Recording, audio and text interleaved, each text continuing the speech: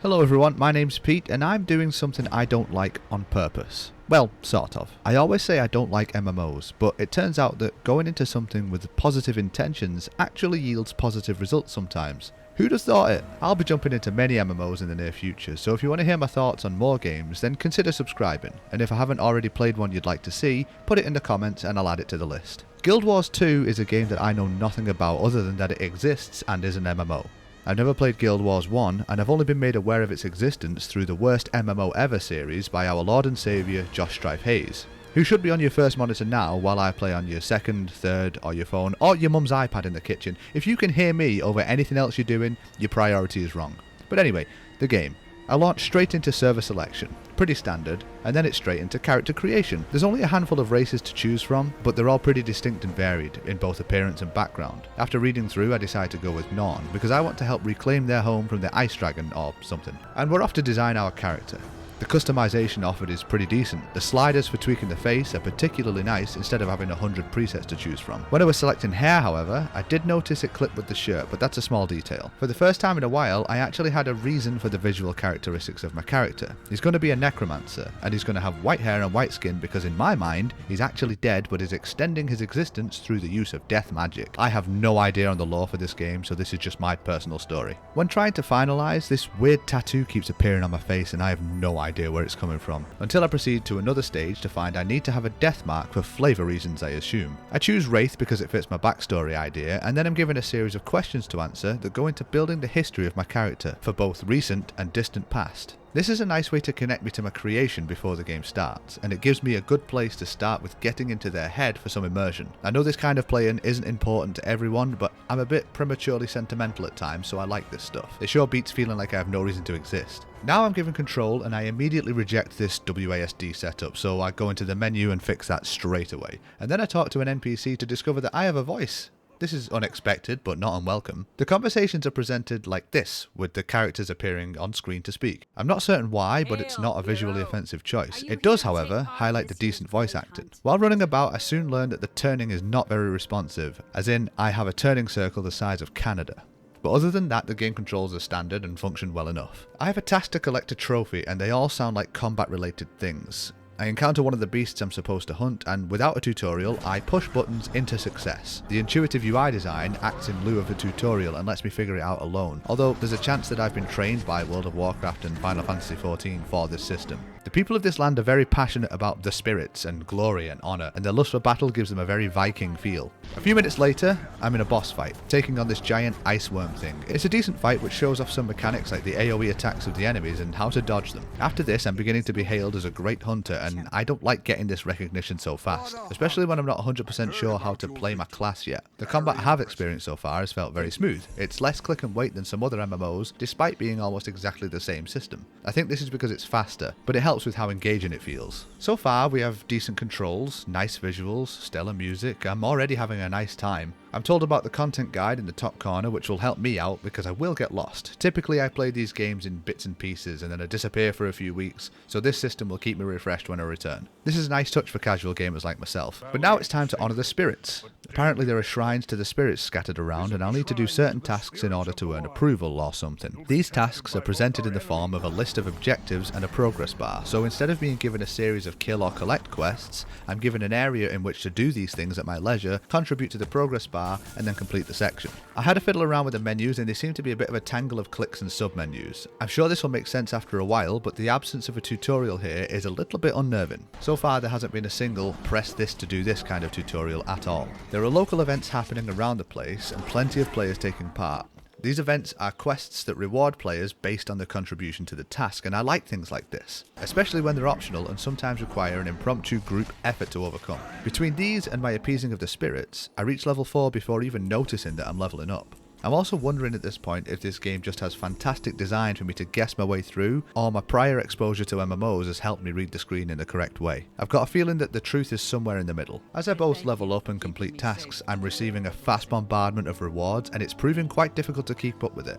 I'm going to need to stop and take some time to read through the items and decipher the useful from the junk. I get pretty brave now and I challenge this Ice Drake Broodmother to a duel and I prove victorious. Honestly, I thought I was going to die to this, but it helps me gauge how well I'll do against enemies of a higher higher level. I then learn about the dodge mechanic and I'm told in no uncertain terms that this includes invincible frames during the animation. This means that I can time this correctly to avoid damage, and I've got a sneaking suspicion that this is going to be very important in late game content. At this point, I equip one of the weapons I found and suddenly my skills change. So apparently my skills are dependent on what I'm using, and I like this because it seems to offer a variety of playstyles for your chosen class. There are probably optimal choices, but my feelings on being optimal and efficient in games are very strongly on the side of go away, I'll play how I want. But these new skills I get for equipping my staff are drastically different and I like it.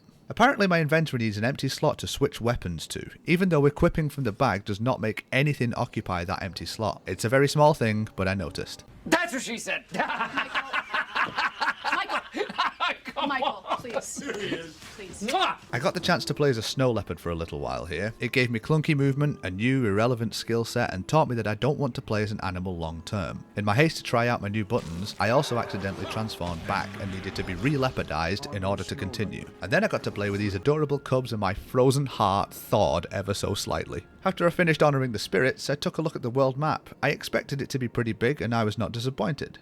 In fact, I'll put money on me not seeing even 5% of what's on offer here. I also noticed there are some points of interest that I haven't been to. I'll maybe pop back to check on them at some point, but for now I want to press on and see what's coming. It turns out there's a spirit I haven't honoured still, the spirit of the hare. I'm almost certain that this is purposely misleading and I'm going to have a difficult task ahead. When I reach the objective, I find that I will indeed be taking care of bunnies, and honestly, this is my kind of job. It's not world changing, just decent, honest work. I tried to deliver some bunny food and then my internet died and I realised I had no time left to play, so I came back 2 days later and I forgot everything I'd just done. This section was more of an annoying minigame. Trying to deliver these bags of bunny food and getting charged by little furry creatures would be fun in real life, but here it's just a painful repetition of going back and forth and swearing at rabbits. Maybe if I cooperated with other players and we helped keep these savage animals off each other, it would have been a more smooth experience, but I'm not about to break my habit and actually speak to people now, am I? They're busy, they don't need me bothering them. When this was over, I speak to a scout and suddenly the play area feels blown wide open and I'm engaged in a lot of tasks here, from playing snowball fights with children,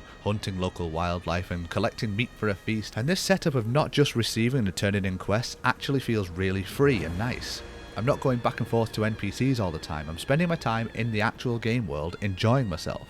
The levels are coming quickly and I'm not always aware of when I'm contributing to a group task or my own quests. I'm just having fun, and this is by far the most positive thing I can say about the game. It's fun enough for it not to matter to me what I'm working towards. The only gripe I've really got is the turning. Everything else about the movement is fine, so it really stands out. I visited one of the points of interest and I got some experience points. I was expecting maybe a side quest or some lore, but no. This is fine, of course. I'm sure the places mean something and I assume there'll be some nice sights to see, but it wasn't what I expected to see after the game went to the trouble of marking them on the map and tracking how many I've been to. And then suddenly I noticed that I'm dressed really weirdly. This no socks and ankles on display look really isn't working for me, so I'll be looking to change that as soon as possible. I reach a point filled with profession trainers and I make an assumption that this is my chance to choose a profession. I look around and I find the Master Chef.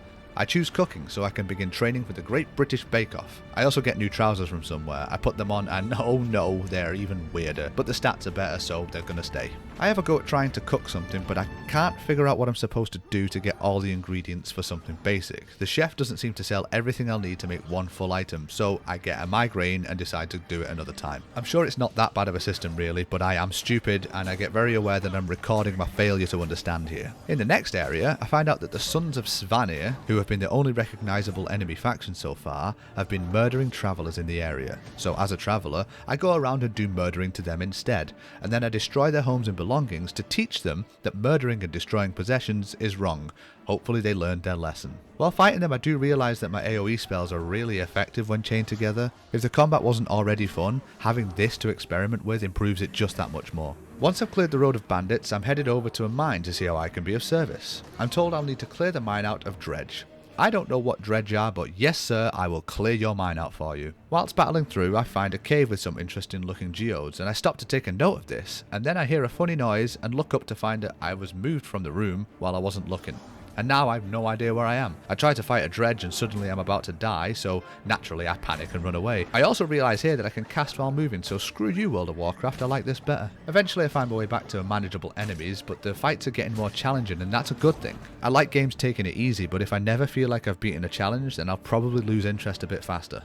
I think I've got an understanding of the gameplay loop at this point. I'll be herded between areas and given a list of tasks to do, both combat and other, and this is pretty appealing. As far as systems go for leveling, this is one of the better ones. It's not filled with too much back and forth, the combat's nice, the tasks are varied enough, and there's just enough lore being handed out here and there. The visuals and audio complement each other nicely, there are lots of players about, and the overall design of the game seems to be leaning towards keeping me out in the world exploring rather than dragging me between pointless conversations and low impact story hits. This is World of Warcraft as it should have felt, which is probably an insult to any Guild Wars fans, but I mean it nicely. Guild Wars 2 delivers on every front that World of Warcraft failed on for new players. My overall thoughts is that Guild Wars 2 feels very much like an MMO. It's got all the pieces that I'd expect from the genre, but it uses them in such a way that I actually enjoy my time playing. I don't know about it being the right game for me, but it's definitely not the wrong one. I'm going to be playing more MMOs in the near future, as well as posting thoughts on anything I've already tried out. I'll be putting out updates on progress for the games that I stick to, and so if this is your kind of thing, then hit subscribe and join me. There's also a Discord link in the description if you want to chat, but for now, thanks for watching, and I'll see you in the next one.